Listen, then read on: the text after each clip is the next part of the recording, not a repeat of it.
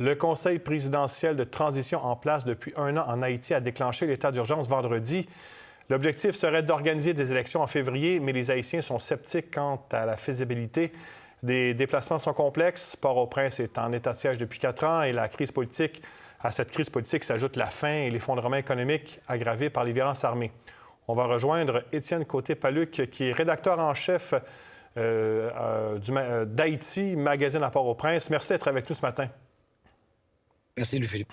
Tout d'abord, le gouvernement haïtien a déclaré vendredi un état d'urgence de 3 mois. Pourquoi un tel état d'urgence? C'est pour contrer la situation sécuritaire de la capitale qui est vraiment toujours aussi désastreuse en ce moment. La majeure partie du territoire de Port-au-Prince et de ses environs sont sous contrôle des groupes criminels armés encore depuis bientôt presque 4 ans que ces attaques, un peu plus de 4 ans que ces attaques-là ont commencé. Maintenant, donc, c'est toute la ville qui est un peu en étau. On vit une situation de siège ici à Port-au-Prince.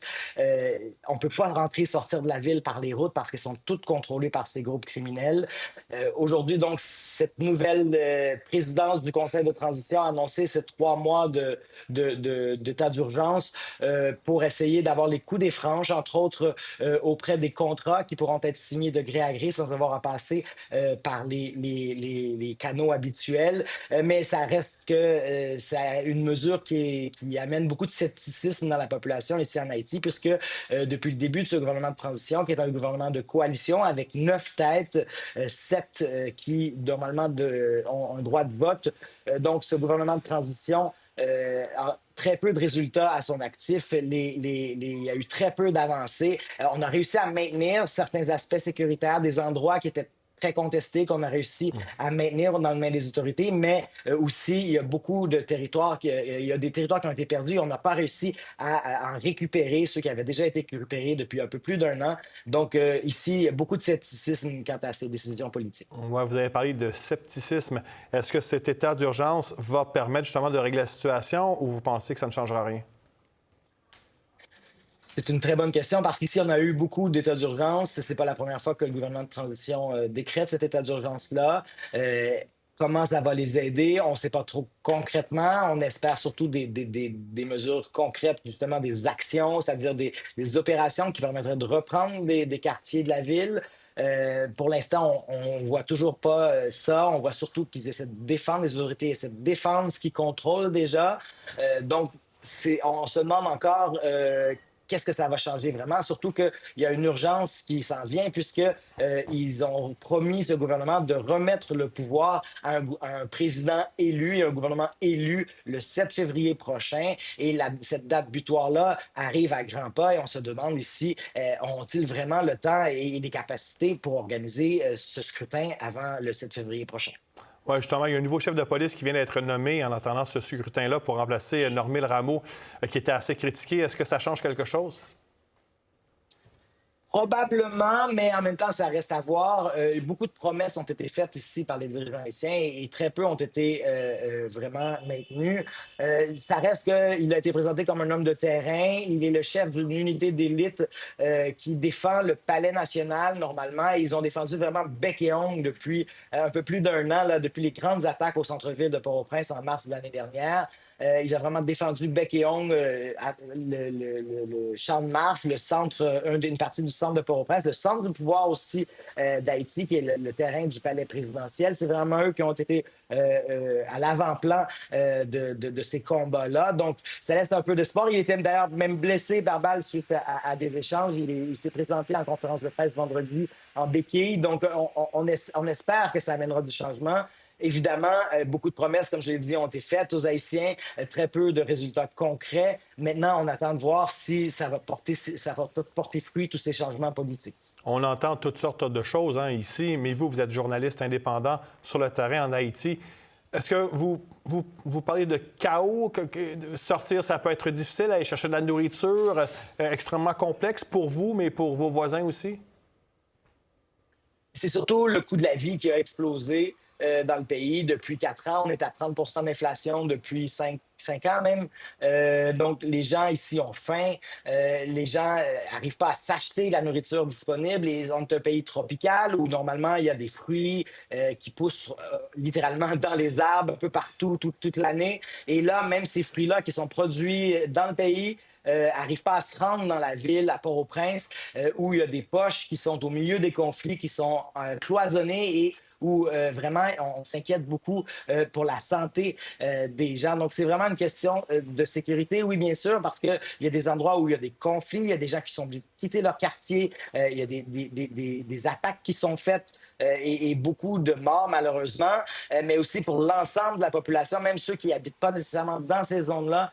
C'est aussi toute une lourdeur économique parce qu'évidemment, l'économie est à son plus bas. Il y a très peu d'investissement qui se fait dans le pays depuis quelques années. Il y a très peu d'emplois. Il y a très peu de construction. Donc, c'est très difficile pour l'ensemble du pays en raison de cette situation de crise sécuritaire qui affecte seulement la région de Port-au-Prince. Donc, c'est vraiment très difficile pour les Haïtiens moyens. Moi, à la limite, je peux toujours absorber les différences de coûts parce que, évidemment, j'ai des moyens, j'ai aussi des contacts, mais pour un Haïtien moyen, c'est très complexe parce que acheter les fruits ici coûte pratiquement le même cher que ceux qui sont importés au Québec ou au Canada. Donc, ça devient finalement hors de prix pour la majorité des gens. Et on me racontait des histoires de personnes qui finissent par manger que du spaghetti blanc ou presque pendant toute une semaine. Étienne Et Côté-Paluc, plus, évidemment. ouais. Étienne Côté-Paluc, rédacteur en chef d'Haïti Magazine à Port-au-Prince. Merci beaucoup. Le Conseil présidentiel de transition en place depuis 1 an en Haïti a déclenché l'état d'urgence vendredi. L'objectif serait d'organiser des élections en février, mais les Haïtiens sont sceptiques quant à la faisabilité. Des déplacements sont complexes. Port-au-Prince est en état de siège depuis 4 ans et à cette crise politique s'ajoute la faim et l'effondrement économique aggravé par les violences armées. On va rejoindre Étienne Côté-Paluc, qui est rédacteur en chef d'Haïti Magazine à Port-au-Prince. Merci d'être avec nous ce matin. Merci, Louis-Philippe. Tout d'abord, le gouvernement haïtien a déclaré vendredi un état d'urgence de 3 mois. Pourquoi un tel état d'urgence?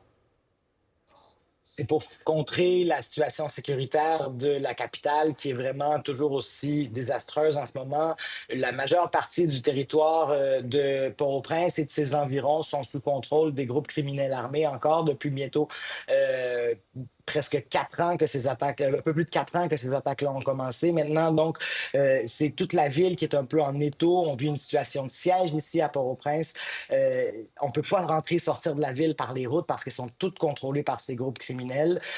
Aujourd'hui, donc, cette nouvelle présidence du Conseil de transition a annoncé ces 3 mois d'état d'urgence pour essayer d'avoir les coups des franges, entre autres, auprès des contrats qui pourront être signés de gré à gré sans avoir à passer par les canaux habituels.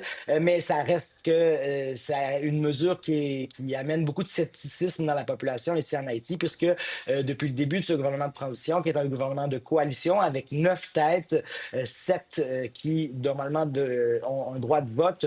Donc, ce gouvernement de transition a très peu de résultats à son actif. Il y a eu très peu d'avancées. On a réussi à maintenir certains aspects sécuritaires, des endroits qui étaient très contestés, qu'on a réussi à maintenir dans les mains des autorités, mais aussi, il y a beaucoup de territoires, il y a des territoires qui ont été perdus. On n'a pas réussi à en récupérer, ceux qui avaient déjà été récupérés depuis un peu plus d'1 an. Donc, ici, il y a beaucoup de scepticisme quant à ces décisions politiques. Ouais, vous avez parlé de scepticisme. Est-ce que cet état d'urgence va permettre justement de régler la situation ou vous pensez que ça ne changera rien? C'est une très bonne question parce qu'ici, on a eu beaucoup d'états d'urgence. Ce n'est pas la première fois que le gouvernement de transition décrète cet état d'urgence-là.